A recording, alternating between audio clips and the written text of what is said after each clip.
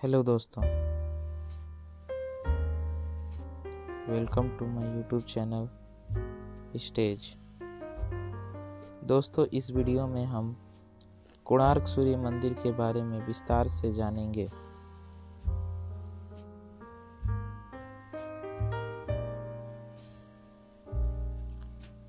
कोणार्क सूर्य मंदिर भारत में उड़ीसा राज्य के कोणार्क नामक शहर में प्रतिष्ठित है।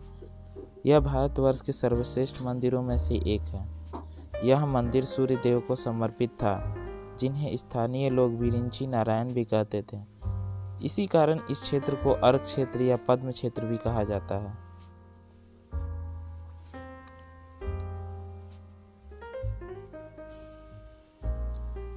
कोणार्क शब्द कोढ़ और अर्क शब्दों के मेल से बना है, जिसमें कोढ़ का अर्थ है कोने से तथा अर्क का अर्थ सूर्य से है। इसे 1236 से 1264 ईसा पूर्व गंग वंश के तत्कालीन सामंत राजा नरसिंह देव द्वारा बनवाया गया था। इस मंदिर का निर्माण लाल रंग के बलुआ पत्थरों से तथा काली ग्रेनाइट पत्थरों से हुआ है। कोणार्क का सूर्य मंदिर भारत के सबसे प्रसिद्ध स्थलों में से एक है। इसे यूनेस्को द्वारा सन 1984 में विश्व धरोहर स्थल घोषित किया गया था। इस मंदिर में विराजमान सूर्य देव का रथ कलिंग शैली में निर्मित है एवं यहाँ के पत्थरों पर भी उत्कृष्ट नक्काशी की गई है। संपूर्ण मंदिर परिसर को 12 जोड़ी चक्रों के साथ 7 घोड़े से खींचते हुए बनाया गया है, जिसमें सूर्य देव विराजमान है, परंतु वर्तमान में 7 में से एक ही घोड़ा बचा हुआ है।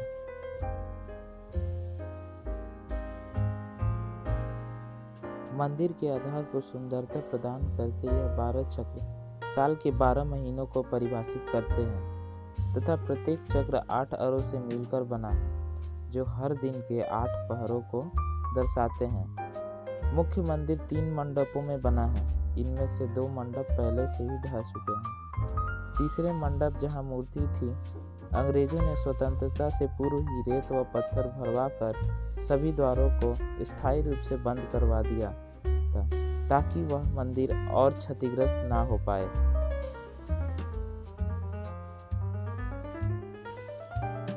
इसके प्रवेश द्वार पर 2 सिंह हाथियों पर आक्रामक होते हुए रक्षा में तत्पर दिखाए गए हैं। दोनों हाथी एक एक मानव के ऊपर स्थापित हैं। ये प्रतिमाएं एक ही पत्थर की बनी हैं। मंदिर के दक्षिणी भाग में 2 सुसज्जित घोड़े बने हैं, जिन्हें उड़ीसा सरकार ने अपने राज्य चिन्ह के रूप में अंगीकार कर लिया है। यह मंदिर सूर्य देव की भव्यता को दिखाता है।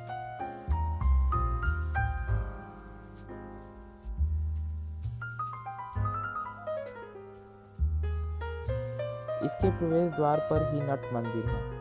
ये वह स्थान है जहां मंदिर के नर्तकियां सूर्य देव को अर्पण करने के लिए नृत्य किया करती थी। पूरे मंदिर में जहां तहां फूल, बेल और ज्योतिर्मय नमूनों की नक्काशी की गई है। इनके साथ ही मानव, देव, गंधर्व, किन्नर आदि की आकृतियां भी इंद्रित मुद्राओं में दर्शित हैं।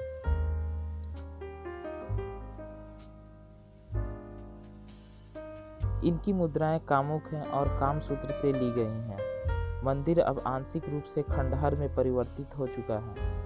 यहाँ की शिल्प कृतियों का एक संग्रहालय भारतीय पुरातत्व सर्वेक्षण विभाग के सूर्य मंदिर संग्रहालय में सुरक्षित है। महान कवि व नाटककार रविन्द्रनाथ टैगोर ने इस मंदिर के बारे में लिखा है कि कोणार्क जहाँ पत्थरों की भाषा मनुष्यों की भाषा से श्रेष्ठतर है। कोणार्क सूर्य मंदिर की कहानी।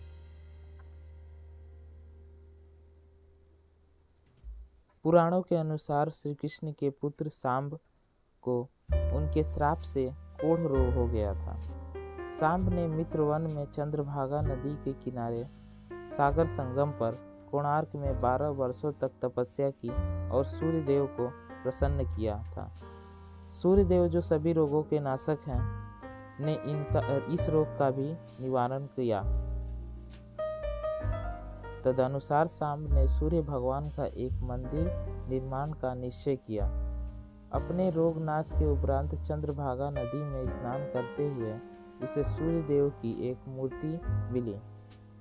यह मूर्ति सूर्य देव के शरीर के ही भाग से देव शिल्पी श्री विश्वकर्मा ने बनाई थी।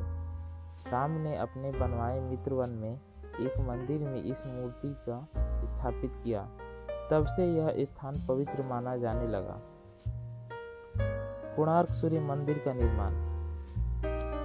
राजा नरसिंह देव ने इस मंदिर के निर्माण के लिए 1200 शिल्पकारों को नियुक्त किया था, जिनका प्रतिनिधित्व वास्तुकार महाराणा विशु को सौंप दिया। 12 वर्षों में इसे पूर्ण करने का आदेश दिया था, अन्यथा वे सभी को मृत्यु दंड दे देंगे। मंदिर का निर्माण सुनिश्चित ढंग से होता गया और समय बीतता गया। 12 वर्ष पूर्ण होने में सिर्फ 6 माह बाकी थे और मंदिर का निर्माण कार्य लगभग पूर्ण हो चुका था। केवल मुख्य शिला का निर्माण बाकी था, परंतु अनेकों प्रयास के बाद भी उसे स्थापित नहीं कर पा रहे थे। इस बात में महाराणा विशु काफी चिंता में थे।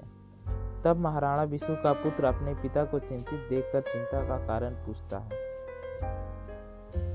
अपने पिता की चिंता का विषय जानकर उनका पुत्र अपने कहे अनुसार सबसे काम करवाकर मंदिर का सफलतापूर्वक निर्माण करवाया।